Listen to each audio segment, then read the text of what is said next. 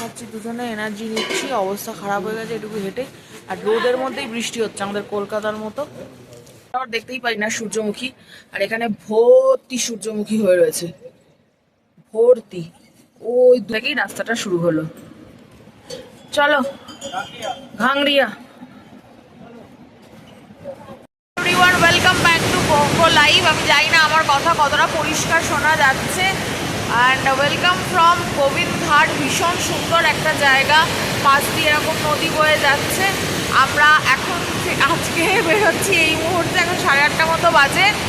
আর বেরোচ্ছি আমরা এখন খুলনা হয়ে এখান থেকে শাটেল নিচ্ছি খুলনার। তো 50 টাকা পার হেড, একটা শাটেলে 10 জন যেতে পারে। আমাদের 12 জন আছে, তো আমরা 6 জন করেও ভাগ করে নিতে পারি। আমি জানি না হয় কিনা, এটা আমরা ভেবেছি। এবার সেটা ডিপেন্ড করবে গাড়ির লোকের ওপরে, রাইট? তো এখন খুলনা যাবো, এখান থেকে 3 কিলোমিটার। তারপর আমাদের হাঁটাটা হচ্ছে 10 কিলোমিটারের ঘাংরিয়া অবধি। ঘাংরিয়া থেকে আমরা আজকে স্টে করে যাব, কালকে হেমকুন্ড, কালকে ভ্যালি অফ ফ্লাওয়ার্স। আমার তো এখন মনে হচ্ছে তুঙ্গনাথ আর চন্দ্রশিলা থেকে এটা খুব টাফ ট্রেক হচ্ছে, কারণ সবারই হাত পাগুলো একটু ব্যথা হয়ে গেছে। তো জায়গাটা খুব সুন্দর। কালকে রাতের ভিউ দেখিয়েছি, আজকে সকালের ভিউটা তোমাদের সাথে শেয়ার করি। তো যতটা ইনফরমেশন সম্ভব আমি প্রত্যেকটা ব্লগেই বলি, দেবো। আর তোমরা যদি ইনফরমেটিভ ব্লগ দেখতে চাও, আমার চ্যানেলটাকে সাবস্ক্রাইব করতে পারো, ভালো লাগলে লাইক করো। আর যদি স্পেসিফিক কিছু আরও জানার থাকে বা আমাকে কোনো সাজেশন দেওয়ার থাকে, অবশ্যই কমেন্ট করে জানিও। তো চলো তোমাদেরকে ব্যাক ভিউটা দেখিয়ে দিই। গুরুদ্বারা ভেতরে, আর এইখানে হচ্ছে খাবার জায়গা, থাকার জায়গা। এই যে সামনের ব্রিজটা, যেটা কালকে বলেছিলাম, এই ব্রিজটা করে ওই যে ওইদিকে ক্রস করে আমরা চলে যাব খুলনা, ঠিক আছে? আর আমরা এখানে যেহেতু প্রচুর লাগেজ নিয়ে এসেছিলাম, তো যেহেতু আমাদের অনেক দিনের ট্রিপ, তো আমরা এখানে মেন যে লাগেজটা, আমাদের পুরো লাগেজটা এখানে রেখে যাচ্ছি। আর হচ্ছে আমাদের যে ছোট ছোট ব্যাগগুলো, সেগুলো নিয়ে যাচ্ছি। তো এখানে গুরুদ্বারাতে, এই গুরুদ্বারাটায় হচ্ছে তোমরা এদের লকার রুমে ফ্রিতে তোমাদের এক্সট্রা লাগেজ রেখে দিতে পারো, ঠিক আছে? আর এখানে লাঙ্গারও হয়। আমার বাকি বন্ধুরা সবাই লাঙ্গার খেয়েছে, আমরা খাইনি। আমরা এখানে ডলিকি কিচেন বলে একটা লাঙ্গার হয়, মানে সরি রেস্টুরেন্ট আছে, সেইখানে তোমার খেয়েছিলাম। ওখানের খাবার খুব ভালো। এখানে সবই ভেজ, এখানে পাঞ্জাবিরা থাকলেও ননভেজ পাওয়া যায় না। এই যে নদীর স্রোত আর নদীর আওয়াজ, এইটা হচ্ছে সকালবেলার ভিউটা। আমরা এই পেছনের রাস্তা দিয়ে বেরোবো, এই পেছনে ভেতরেই মার্কেট আছে, পেছন দিয়ে বেরোবো। চলো তো আমাদের যাত্রা শুরু করা যাক। এই সিঁড়ি দিয়ে উঠতে হবে নাকি রে? হ্যাঁ, গোবিন্দঘাটের গাড়ি স্ট্যান্ড, যেখান থেকে গাড়ি নিতে হবে। এই গাড়িগুলো যাবে, আমাদেরকে পুলনা অব্দি ছেড়ে দিয়ে চলে আসবে। আর 50 টাকা গাড়ি, হ্যাঁ? এবার সেটা আপনি 10 জনও যেতে পারেন, আপনি 6 জনও যেতে পারেন, তাই তো? ঠিক বললাম? ম্যাক্সিমাম 10 জন, হ্যাঁ। একটা গাড়িতে 50 টাকা করে, 500 টাকা, পার গাড়ি 500 টাকা। আচ্ছা, যদি রিজার্ভ করে তাহলে 2 জন, 3 জন, 4 জন, তারাও একটা গাড়ি দিয়ে 500 টাকা নেবে, 500 টাকাই নেবে, তাহলে রিজার্ভ করে চলে যেতে পারেন। আমরা দুটো গাড়ি রিজার্ভ করে যাচ্ছি, 6 জন বা 5 জন। খুলনাতে নামিয়ে দেবে। এই যে ব্রিজটা দিয়ে গাড়িটা আসছে, সরাই বাবু, এই ব্রিজটা ক্রস করেই আমরা যাব।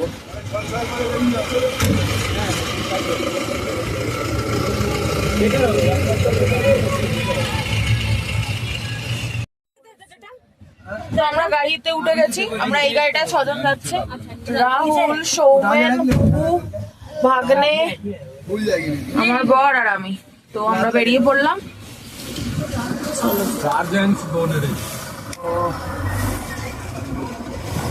চলো যাই ঘাংরিয়া বলে। এই হচ্ছে ব্রিজের আওয়াজ, যে ব্রিজটা কাল থেকে দেখছি। আর এই হচ্ছে নদী, নদীর উপর দিয়ে যাবো। এটা লোহার ব্রিজ আছে।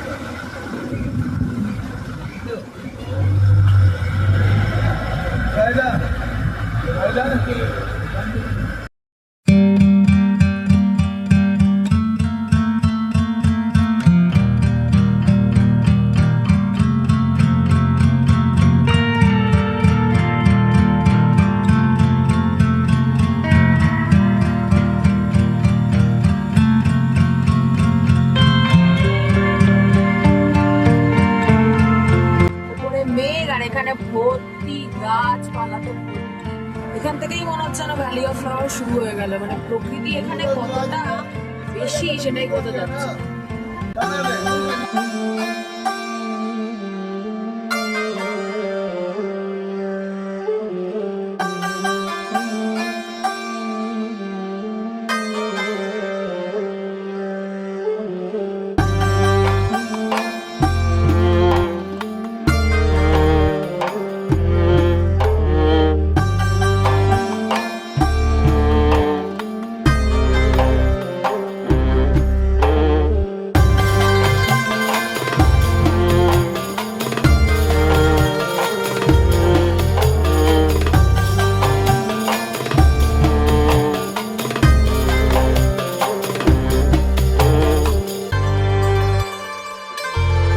পৌঁছে গেছি, গাড়িতে 10 থেকে 15 মিনিট লাগলো আসতে।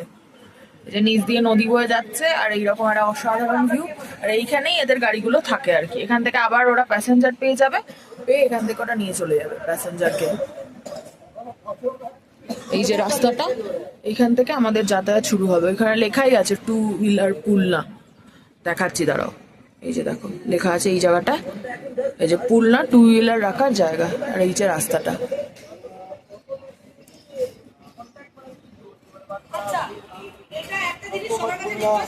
দূর থেকে তখন দেখাচ্ছিলাম এটা হচ্ছে পুলনার পার্কিং। আর ওরা যেখানটায় যাচ্ছে এইখানটায় হচ্ছে আমাদের যে পারমিটটা করানো আছে সেটা ওরা চেকিং করবে, তারপর আমরা ওপরে উঠতে পারবো। আর এখানে দেখো পিট্টুও রাখা আছে, ওরা তুমি চাইলে লাগেজ পাঠিয়ে দিতে পারো, নিজেও উঠতে পারো। এইটা হচ্ছে ব্যাপার। এখান থেকে জাস্ট চেকিংটা হবে, আমাদের সামনে যারা ওরা দাঁড়িয়ে রয়েছে ওখান থেকে চেকিং হওয়ার পরেই আমরা বেরিয়ে যাব এখান থেকে। দূরে একটা ঝর্ণা দেখা যাচ্ছে, ওটা অসাধারণ। শহরে তো সানফ্লাওয়ার দেখতেই পাই না, সূর্যমুখী। আর এখানে ভর্তি সূর্যমুখী হয়ে রয়েছে, ভর্তি। ওই দূরে হয়ে রয়েছে কতটা, এই যে এইখানটায়, এখানে ওইখানে একটা কি ফুল আছে বুঝতে পারছি না। এখান থেকেই যে এরকম ভাবে সানফ্লাওয়ার দেখবো আমি জাস্ট ভাবিনি। এই ফুলগুলো হচ্ছে, এই যে এই ফুলগুলো হচ্ছে আস্তে আস্তে। আমরা এখন পুলনায় দাঁড়িয়ে রয়েছি। আর একটা জিনিস দেখাই, এখান থেকে আপনারা পিট্টু ভাড়া করতে পারেন, এখানে আপনারা বাচ্চারাও তুলে দিতে পারেন, অথবা এই যে এখানে যারা জিনিস তোলাচ্ছে আমরাও তোলাবো হয়তো, এই যে এখানে জিনিসও আপনারা তুলে দিতে পারেন এখানে। হ্যাঁ, আর আমরা ওইখানটায় খেতে গেছি, এই শিবা রেস্টুরেন্ট লেখা, ওইখানটায় আমরা খেতে ঢুকেছি। ওখানে ম্যাগি সবই পাবেন। ওইখানে হচ্ছে পুলনার, এখান থেকে ভেতরে ঢুকে যাচ্ছি পুলনা গ্রামের ভেতরে। এইখান থেকে শুরু হচ্ছে, আর এইখানে পর পর লাগোয়া এতগুলো সানফ্লাওয়ারের গাছ, মানে আমি জাস্ট, মানে আমি জানি না আমি ভ্যালি অফ ফ্লাওয়ার্সে গিয়ে কি হবে, বাট আমি এখানে সানফ্লাওয়ারগুলো দেখে একদম মনোমুগ্ধ হয়ে গেছি। কারণ আমাদের শহরে তো এসব দেখা যায় না, আমাদের সব কিছুই তো কিনতে হয় না। তো সেখানে যদি এইরকম ফুল দেখা যায় তাহলে আর কি চাই, এটাই হচ্ছে ব্যাপার। এখানে সবকিছু ম্যাগি পরোটা সবই 50 টাকা, রুটি সবজিও পাবে, রুটি আর বেগুনের সবজি পাবে। আর এইটা হচ্ছে ব্যাগটা, এখান থেকে খুব সুন্দর ভিউ দেখা যায়, ওরা দাঁড়িয়ে রয়েছে এই জায়গাটা। করে হাঁটা চালু করে দিয়েছি, এখন এনার্জির জন্য কলা খাচ্ছে আমি আর ভাগনা কোথায়, কলা খাচ্ছি দুজনে, এনার্জি নিচ্ছি। অবস্থা খারাপ হয়ে গেছে এটুকু হেঁটে। আর রোদের মধ্যেই বৃষ্টি হচ্ছে, আমাদের কলকাতার মতো। বৃষ্টি না হলে ভালো হয় বাবা, এই রেনকোটটা এখন খুলে ফেলবো। ঝর্ণাটা এইখানে এইরকম ভাবে আসছে, অভূতপূর্ব একটা ঝর্ণা। আর এইটা হচ্ছে আসল রাস্তা, এই রাস্তাটা হচ্ছে ব্লগে দেখেছিলাম, এইখান থেকেই রাস্তাটা শুরু হলো। চলো घांगड़िया, चलो चलते हैं। ये लिखा আছে ये एक पवित्र धाम है, कृपया किसी प्रकार से नशीले पदार्थ का सेवन मत करें। এখানে ঘোড়া পিট্টু সব আছে, আমরা কিছু লাগেজ ইয়েতে তুলে দিয়েছি। 1.5 ঘন্টায় 1 কিলোমিটার ক্রস করেছি। হ্যাঁ,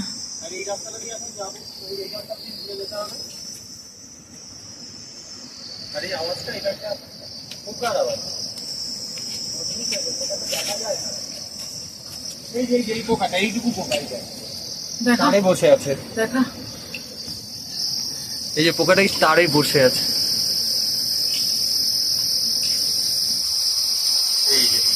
এই পোকার এত জোর আওয়াজ। পৌঁছে গেছি, অনেক এসে তারপর চা আর ইয়ে খেলাম। এইটা হচ্ছে এইখান দিয়ে সবাই এন্ট্রান্স করছে, আর ওইখানটায় ঘোড়াগুলো রাখা আছে। আর এটা হচ্ছে ঘাংরিয়া, এই যে পুলিশ চকি চামলি লেখাই আছে। তো এখন যাচ্ছি আর একটু খাবার টাবার দেখতে, কারণ এখানে দেখলাম সবই পাওয়া যায়, সব কিন্তু ভেজ, কিন্তু পিৎজা বার্গার পিৎজা বার্গার সব কিছুই পাওয়া যায় দেখলাম। খুব সুন্দর জায়গাটা, অবস্থা খারাপ হয়ে যাবে। হ্যাঁ, কারণ মাঝখানে নদী পার হয়ে একটা রাস্তা আছে যেখানে পুরো পাথর, তারপরে হচ্ছে গাছ পড়েছিল, বৃষ্টি হয়েছিল, ঝড় হয়েছিল বলে সবাই মোটামুটি 3-4 ঘন্টাতেই ওরা ট্রেক কমপ্লিট করে নিয়েছে। মিনিমাম 6 ঘন্টা লেগে গেল, আমরা তাড়াতাড়ি হেঁটেছি বলে। প্রচুর তাড়াতাড়ি হেঁটেছে, প্রচুর তাড়াতাড়ি হাঁটাতে ওরা তাড়াতাড়ি পৌঁছে গেছে। এখানে পিৎজা বার্গার সব পাওয়া যায়, প্লেন দোসা মশলা দোসা সবই পাওয়া যায়। সামনে দোকানগুলো, আমাদের হোটেলটার নাম হচ্ছে হোটেল নন্দা পার্বতী, আর এটা নন্দা ইয়ে, আর এইখানে মনে হয় সবটাই হচ্ছে তোমার ইয়ে। আর এই যে সিনারিওটা এরকম, প্রচন্ড ওয়েদার ক্লাইমেট চেঞ্জ হয়। যারা ট্রেক করে উঠছে মুহূর্তে কেচুয়ার জ্যাকেট পরে, আর বাবু আর ও ট্রেক করে উঠেছে, ও কিছুই পরেনি। তারপর ও যখন দেখছে, জিনিসও আছে, হ্যাঁ হাত পায়ে যা ব্যথা হয় ট্রেক করে, আর 15 মিনিট করবে। ও বিশ্বাসই করছিল না যেখানে 7 ডিগ্রি না 4 ডিগ্রি টেম্পারেচার। আমি তারপর ওকে বললাম, ও মোবাইলে দেখে বিশ্বাস করছে, তোমার ফোনে দেখো। আমি বলছি আমার ফোনে ওটাই দেখাচ্ছে, আমি সেই জন্য এরম ভাবে রয়েছি।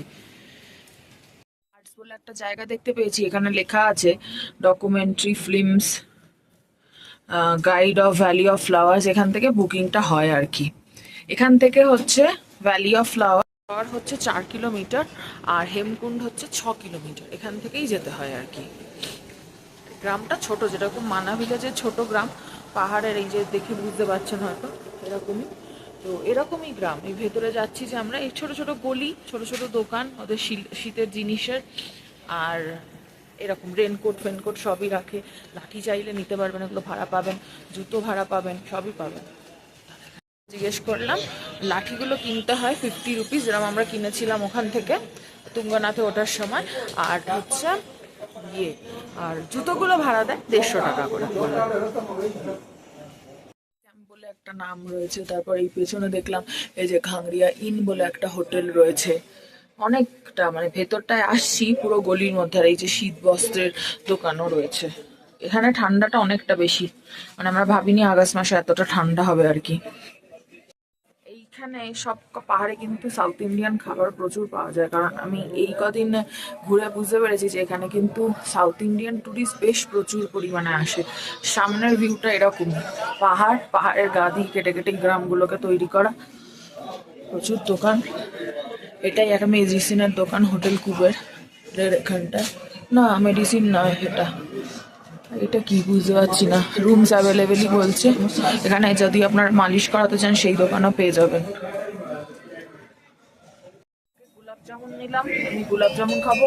আর ওইখানে সিঙ্গারা ভাজা হচ্ছে, সিঙ্গারা হচ্ছে 80 টাকা প্লেট, দুটো থাকে। আর এখানে হচ্ছে গোলাপ জামুন 50 টাকা প্লেট, দুটো থাকে। চলে এসেছি ডিনার করতে খাংরিয়াতে। এখানে এগস পাওয়া যায় বেশ, আমরা তো এগস আর পানির মিলিয়ে মাশরুম মিলিয়ে অর্ডার করছি।